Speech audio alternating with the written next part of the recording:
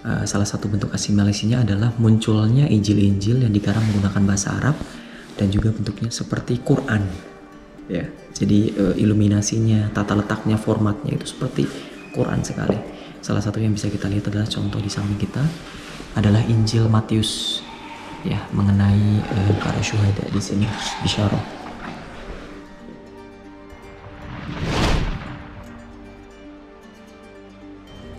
Ya, jadi teman-teman semua, ini adalah pendiri daripada museum Koptik, namanya Markus Simaika. Nah, beliau ini merupakan salah satu orang Koptik Mesir asli yang berdedikasi untuk mengumpulkan fragmen atau artefak yang berharga dalam agama Kristen. Bahkan termasuk Injil-Injil awal sebelum ada Injil dalam bahasa Yunani atau dalam bahasa Koptik itu mereka kumpulkan di sini. Jadi relik-relik yang berhubungan dengan Nabi Isa dan juga para saint atau martir, orang-orang suci yang berjasa dalam perjuangan agama Kristen Koptik secara khusus dan Kristen secara umum. Nah, Markus ini menjadi direktur museum sampai beliau wafat tahun 1944. Nah, kalau kita mengenal ada museum Mesir kuno, kemudian ada museum seni Islam, dan tentunya kita melihat orang-orang yang berpartisipasi dalam mengumpulkan benda-benda artefak tersebut. Nah, Markus Simaika ini yang berkontribusi dalam melestarikan cagar atau artefak peninggalan Kristen seperti itu. Yuk kita masuk ke dalam. Ini termasuk desainernya juga beliau sendiri. Ya. Di dalam itu ada apa, Mas? Di sana ada relik-relik museum seperti Injil, kemudian Injil-Injil lama, kemudian bangunan dari gereja-gereja lama, dan juga manuskrip-manuskrip seperti itu. Bukti daripada Kristen di sini.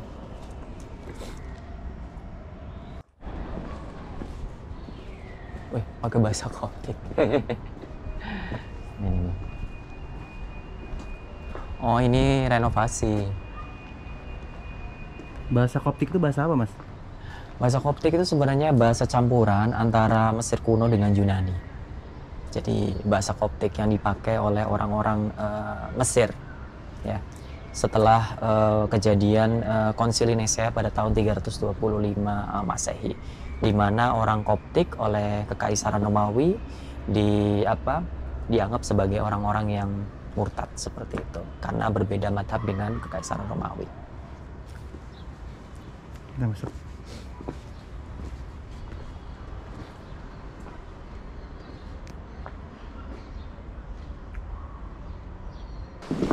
Bumbu.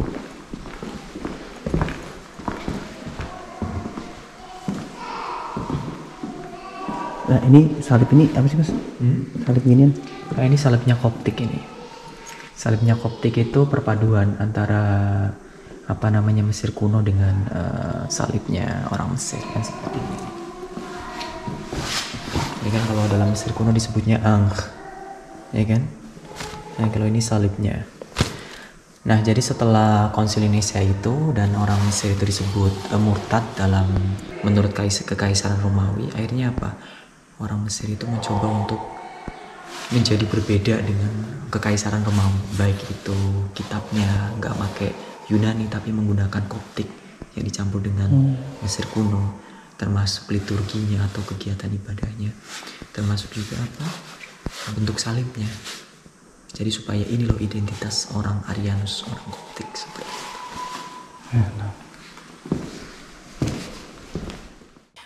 Untuk informasi teman-teman juga, jadi antara orang Mesir, ya, agama Kristen orang Mesir dengan penjajah Romawi waktu itu berbeda. Jadi kalau orang Romawi itu madhabnya itu Malkaniin, sedangkan orang Mesir sendiri adalah Koptik, ya, Ortodoks, ya. Sehingga hal ini menyebabkan perbedaan pendapat dan juga orang Mesir sering disiksa dan mereka pun tidak diperkenankan untuk membangun gereja. Jadi gereja-gereja yang hanya mereka bangun. Sehingga saat Amr bin As itu menaklukkan Mesir, orang Mesir asli yang beragama Ortodoks itu diberikan kebebasan untuk memeluk agama Koptik, ya. Sehingga akhirnya orang-orang Mesir inilah yang kemudian diberi otoritas untuk membangun gereja di dalam benteng orang Romawi yang notabene adalah musuh orang Mesir asli yang berbeda madhab dengan orang Romawi, seperti itu.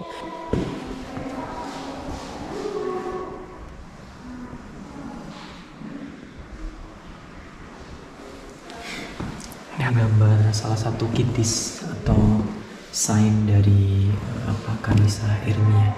Kanisa Irmia itu di Sakura. Kanisa tua. Ini gambar signnya.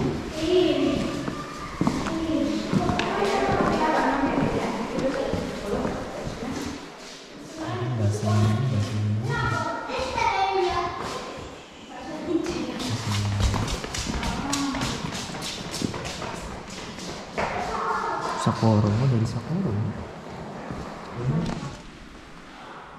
Mihrab ya mas? Iya. Mihrabnya orang Kristen. Oh, abad ke-6 ke-7.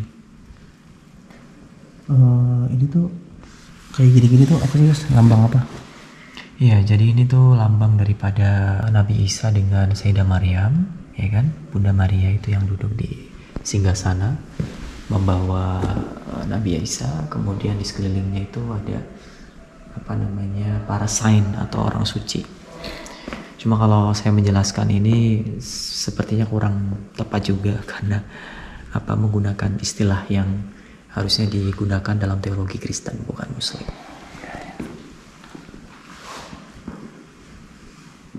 Atribut daripada Al-Qidis atau seorang petinggi gereja Koptik ini. Kayak mahkota bukan? Mahkota untuk pentasbihan.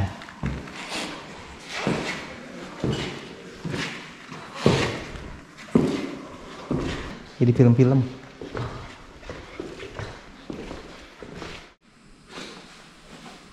Teman-teman semua, jadi kita sekarang ada di dalam wilayah paling penting, yaitu tentang penemuan manuskrip Bible atau kitab Taurat dan Injil yang paling awal, yaitu di wilayah Naga Hammadi Mesir.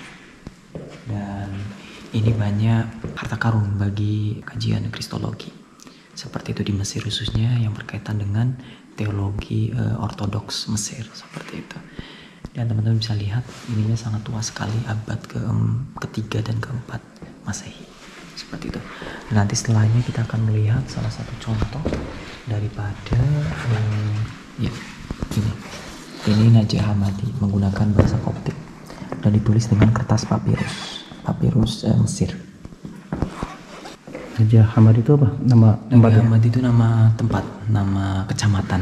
Ya kalau antum lihat di jalur Sungai Nil itu ada namanya Naga Hammadi. Ini adalah Injil, tapi Injilnya ini baru abad ke-14, tahun 1340-an atau abad 14, berarti udah masa Mamalik. Nah, disinilah terjadi asimilasi budaya antara orang orang Koptik dengan orang Muslim Mesir. Salah satu bentuk asimilasinya adalah munculnya Injil-Injil yang dikarang menggunakan bahasa Arab dan juga bentuknya seperti Quran. Ya, jadi iluminasinya, tata letaknya, formatnya itu seperti Quran sekali. Salah satu yang bisa kita lihat adalah contoh di samping kita adalah Injil Matius, ya, mengenai para syuhada di sini, bisyarah.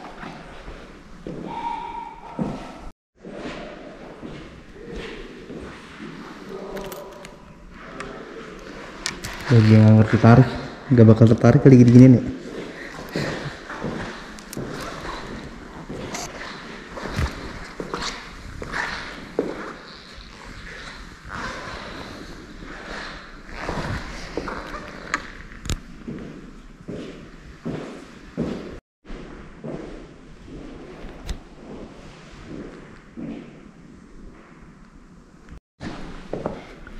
Ya, sama juga Bible juga menggunakan papirus, tapi dari abad ke-6 sampai abad ke-8 Masehi.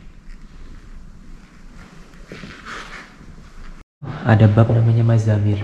Mazamir itu berisi puji-pujian yang disenandungkan oleh Nabi Daud. Ya, itu di Taurat. Dan ini adalah yang paling manuskrip paling lengkap dan paling lama di Mesir. Ini.